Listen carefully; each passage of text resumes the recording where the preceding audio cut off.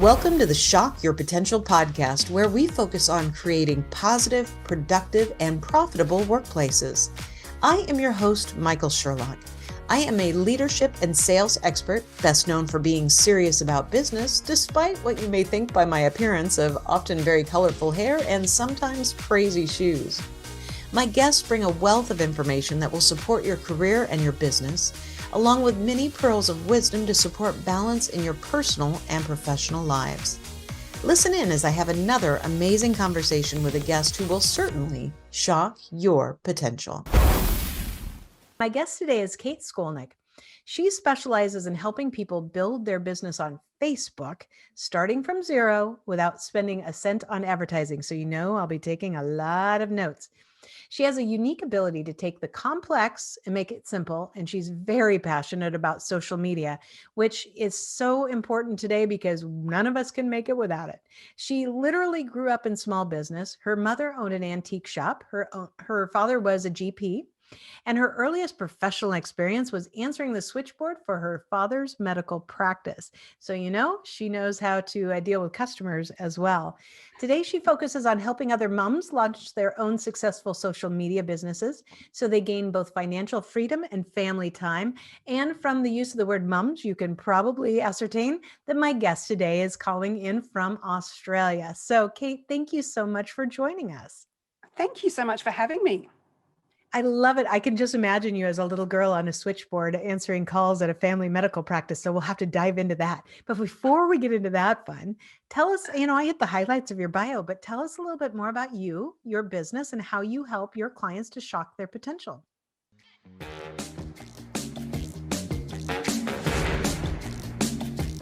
So I guess I do a couple of things. First of all, I do done for you social media marketing for people. So people who find Facebook and Instagram and things too overwhelming or confusing or time consuming, I take care of it for them. I can do their marketing in terms of content creation. We run ads as well. And then because we've done that I feel like I've done that pretty successfully. And so I can see there's a lot of women out there who have kids and then really want a business that they can run from home in school hours or work around the kids. And I just think this is perfect for that. So I'm teaching other people exactly how to do that because it can be a bit confusing and overwhelming. So one of the things that we do is I know that a lot of people starting a business, particularly starting a services business, they get really confused and bogged down in, oh, I need a website. And then am I going to do WordPress? Am I going to do this? I need a logo. And then so if I can't put in my website because I haven't got a logo, I need to go looking for a logo. And where am I going to get one of those? And what am I going to call my business name? So they get all of this stuff happening. And really, I say to people, you don't need any of that. Not for social media business. They're going, oh, really? I say, yeah, you can just start with a Facebook page. Oh, but I need a business name. No, you really don't. You can just start with a business page that's called Your Name or Your Name Social. So just start with a Facebook page, do whatever you need to do legally and insurance wise within your country, but you can just start with a Facebook page. Like really, let's just start with the simplest infrastructure that you need and the shortest distance between where you are now and getting customers in the door. Because if you don't have customers that are paying you, you don't have a business. Okay, so let's get that happening as soon as possible. That is so true. In fact, I just had a guest on that was in our February episode, and I've been following a lot of things that she's doing. And one of the things she reminds me of all the time is, not that she doesn't personally, I just listen to all her stuff. So I feel like she's talking to me. It's like answering the question, what can I do right now that will get me the most amount of opportunity or revenue with the least amount of work that has hopefully the longest term potential? And she gives that same analogy that you're talking about. Like, you don't have to wait to have the perfect logo. You don't have to wait to have the perfect headshot or the perfect website. Just have something to get it going so you have momentum. And I think that you're right. There's a lot of people that, because they think they need all those things perfect, that they may keep themselves from moving forward, or at least moving forward as quickly as they can. Sure. And it's not just me saying it. So I learned to blog with John Morrow, who's one of the world's biggest bloggers. Now, he had a website in the beginning because he was a blogger and he was teaching blogging, so he needed a blog. But he did not have a logo. He made millions of dollars without a logo and with a website that he admits is a pretty ordinary website. And it was pretty text-based. It wasn't beautiful. It wasn't pretty. There were no bells and whistles. And there were not professional photographs of him. So if he can do it, anyone can. So true. And I'm laughing because I'm thinking about, I've been trying to revamp my company website for a while just to make some changes. And again, my husband, who luckily he doesn't listen to my podcast, or he'd say, I can't believe you talk about me on this way on your podcast. And hopefully no one should tell him that I say it. But he's like, do you really need to spend time and money on your website right now when you have other things to do? I went, okay, you're right. I want to get them done, and there are things we need to get done. But yeah, and those are great assets. Like, don't get me wrong, I totally believe professional headshots and a great website, they are great company assets to have. You just don't necessarily need them to start a business, not a social media business anyway. Tell me about there's probably not a typical person that comes to you, but tell me a little bit about the people who come to work with you.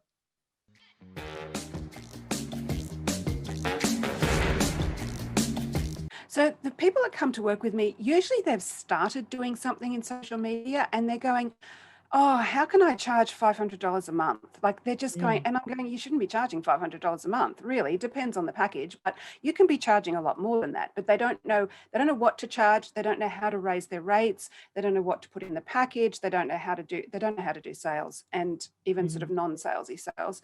They don't know how to position themselves so that, this is the key thing, they don't know how to position themselves so that they're not competing on price, they're competing on value.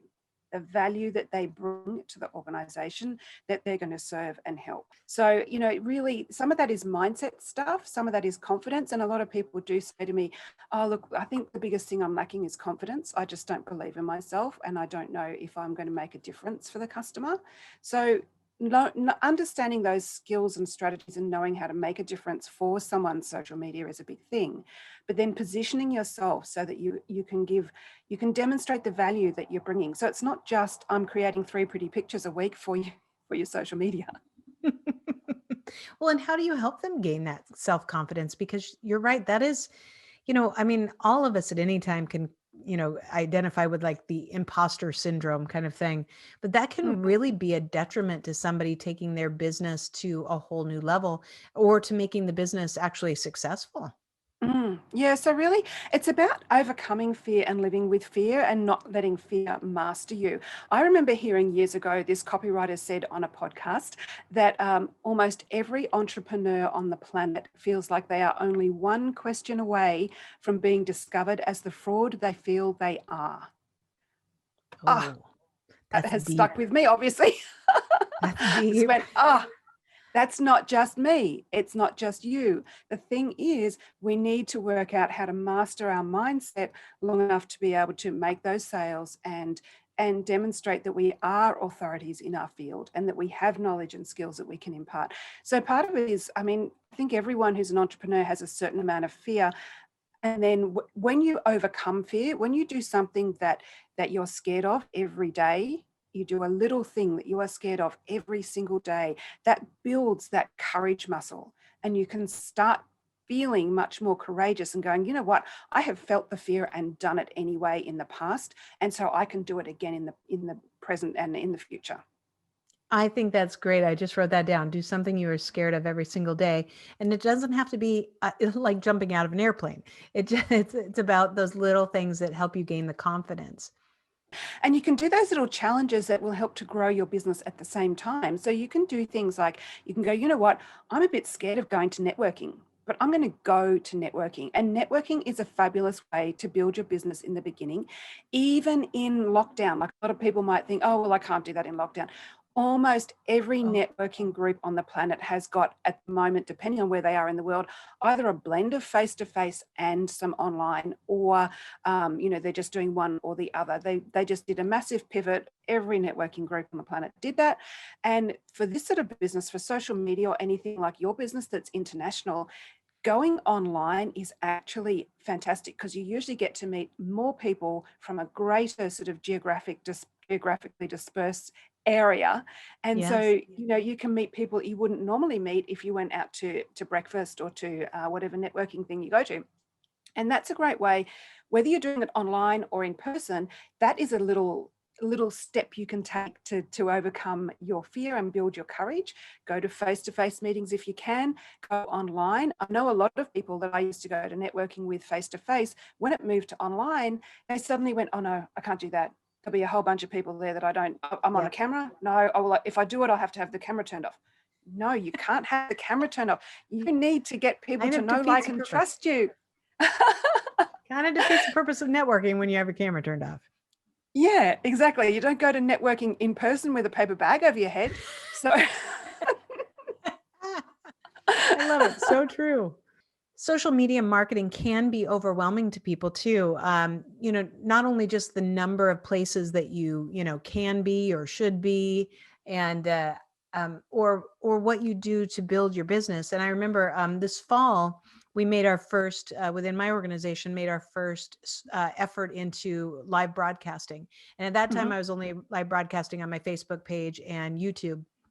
We didn't have a huge YouTube following at that time, and but a pretty good one on my Facebook. And now, so we actually, well, let me go back. So the very first day, my team's all in Kenya, so my team's Yeah. not. So it's just me here in my office. And I remember as I'm watching the countdown to go live, and I'm thinking, what am I doing? Nobody will know if I don't do this, right? Because I hadn't like made it, I hadn't said it's going to come next time and hadn't learned Yep. enough about it. And I'm like, what am I doing? And then I thought, why am I nervous? I'll get up on stage and talk to thousands of people. But going live was really daunting. And I realized then that I wasn't prepared well enough. I didn't have like I had my bullet points, but I hadn't like practiced it. And, I thought maybe it just needs to be very casual, thinking about to Gary V, back to Gary V and when he started all Yep. his vlog stuff. And so I got better and better and better. And then we took a couple months off because we were replanning our strategy for 2021. So, as we go live now through LinkedIn and our LinkedIn page and everything, the stakes are much higher, but my Mm. preparation is much higher. And I don't get those butterflies anymore. I get an excitement right before I go Mm. live. But the only way I do that is because I did it. I did it when I was scared. I Yep. did it when I wasn't quite sure, whether or not it was going to be well received. And then I Mhm. learned from it and I worked out the Yep. bugs. And I think that there is a lot to be said for not only, to your point, doing it just to practice it, but also to realize you don't have to be perfect. You're not Yep. probably going to have the world stop turning just because you don't do something Mm. perfect within your social media Yep. channels. And this is the thing, imperfect action beats perfect inaction every single time. And the other thing to remember in social media world is that things have changed significantly in the last few years. People who were representing businesses, their own businesses or whatever, they used to sort of feel like they had to be perfect. So every photograph that was on there was professionally taken. And then, there might be a caption on the side to sort of, brand it, or their own quote. And any videography should be professionally taken and all polished. Now, these days, people don't want that. People Yeah. veer away from it. They see it in their news feed and their little sort of antennas go up, and it's like, oh, this is a business. They're professional.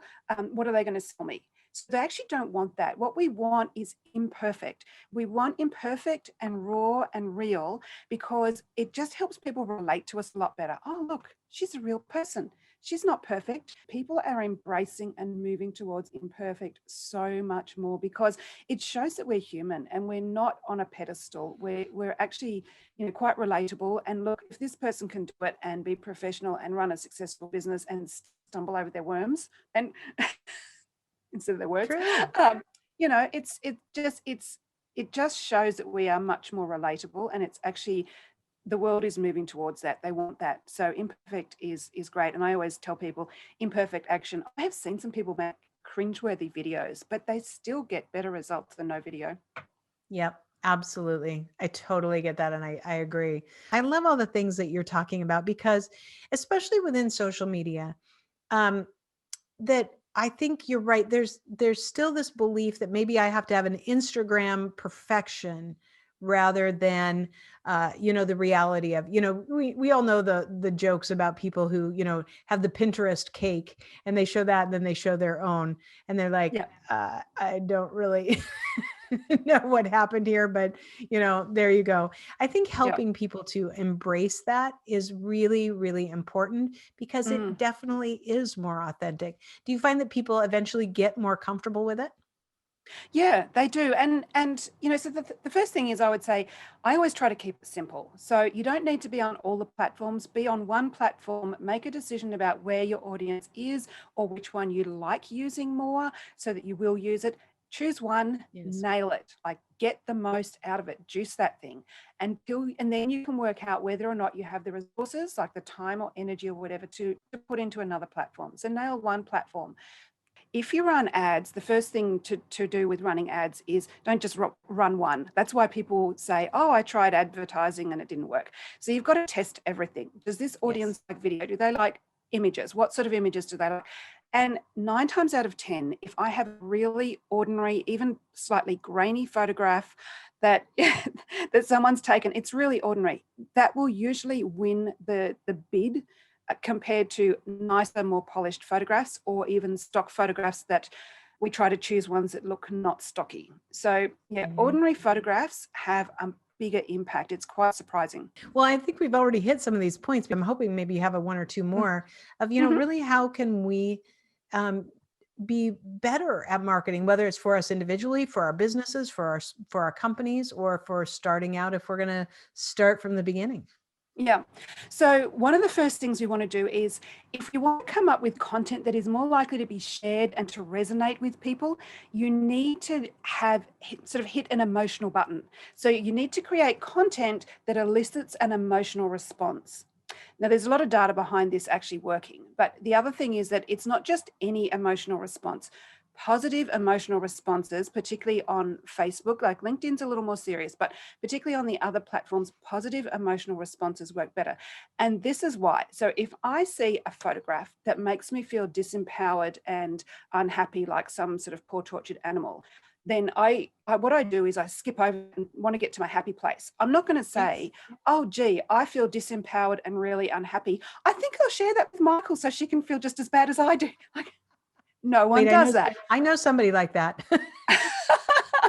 Whereas if I see something that I just think, oh, that just really hits the nail on the, oh, Michael would love this. Let me share that with, oh, I've got to put this on my personal profile because this really says it for me today. It really hit me, in the solar plexus or whatever. It made me laugh.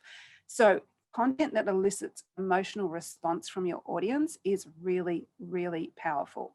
And the other thing is to think about what people are doing on social media. And again, LinkedIn's slightly different, but certainly when it comes to Facebook, do you remember that 80s sitcom Cheers? Hmm. Oh, Yeah. yes. So I'm not going to sing you the song, but the song has words in it along the lines of making your way in the world today takes everything you got.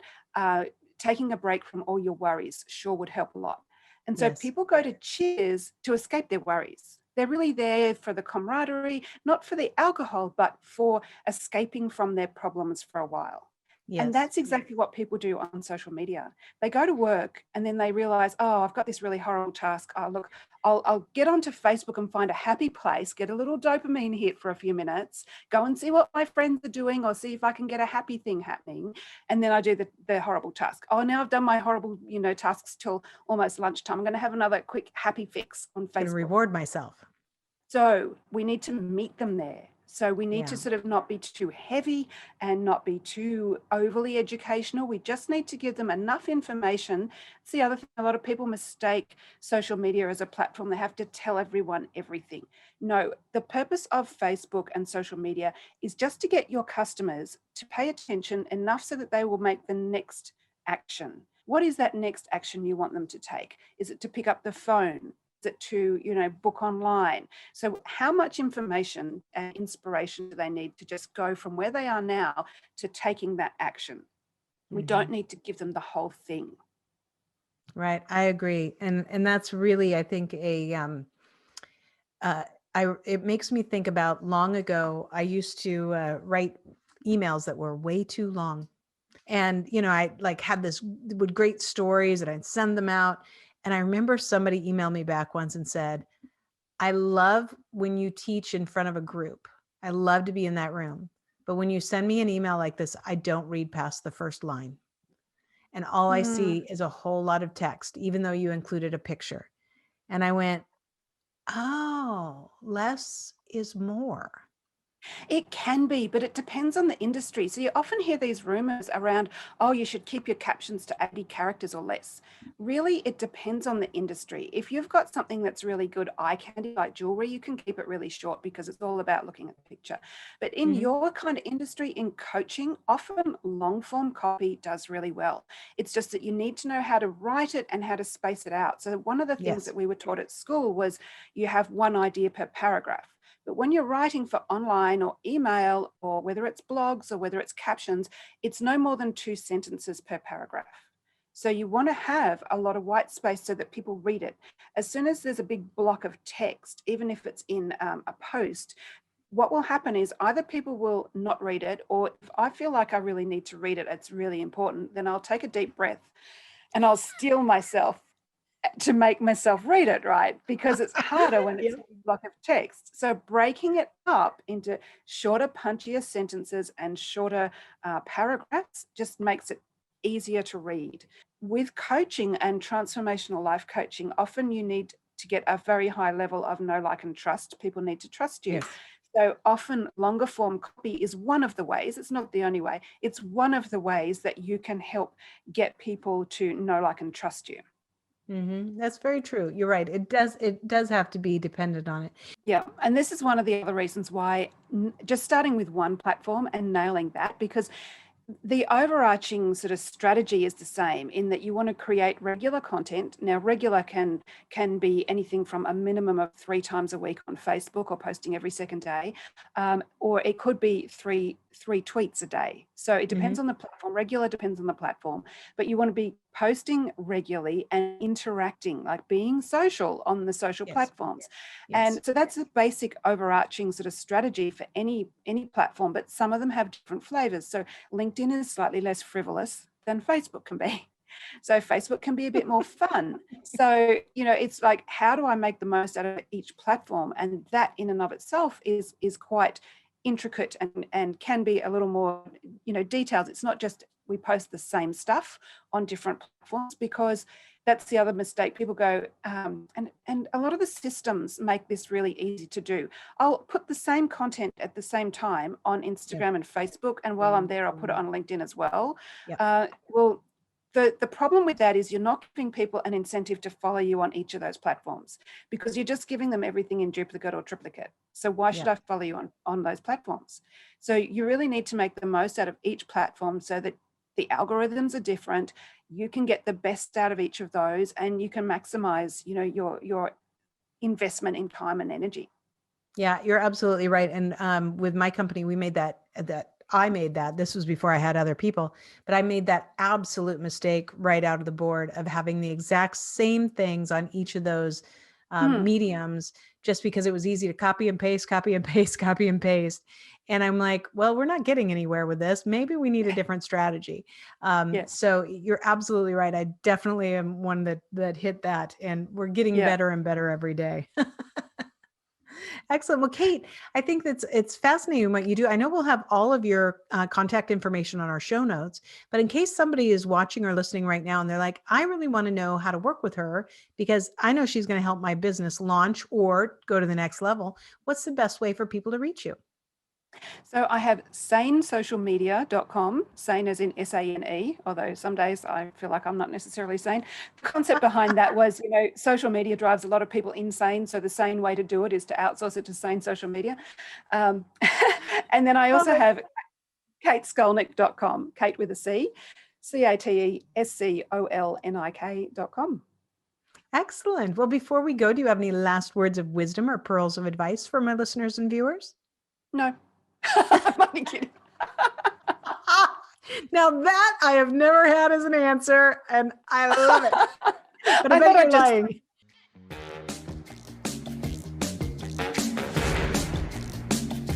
it's shock your potential. So I thought I'd just try a shock tactic. So That's great. Thank you for that. that's all right. Look, I mean, yeah, the main thing is that it's just about social media is like going to the gym. You need to commit to doing it regularly. Okay. So if you can't have that consistency, you're not going to get the results. The difference is that if you don't go to the gym, like most people will join up, go to the gym, really gung ho, and then gradually taper off and go, oh, I'm a bit tired this week. Oh, I think I'll just go home and have a gin and tonic instead. But then at the end of 3 months, they look and go, well, I guess I got the results that I, based on the effort I put in. Whereas with Facebook, people tend to go, well, I posted every day last week and the week before, and I haven't had the phone ring once. Well, it is playing the long game. We need to be consistent. We need to be in there, doing our push-ups pretty regularly. Yes. Yeah. Oh, I so agree. That reminds me, it's time for me to go do my push-ups. Cate, thank you so much for being a guest. I really appreciate it. You have great value, and I'm so glad we're connected. It's lovely. Thank you so much. I've really enjoyed it. Thank you for joining us on another episode of the Shock Your Potential podcast. And as always, don't forget to subscribe, rate, and like us today.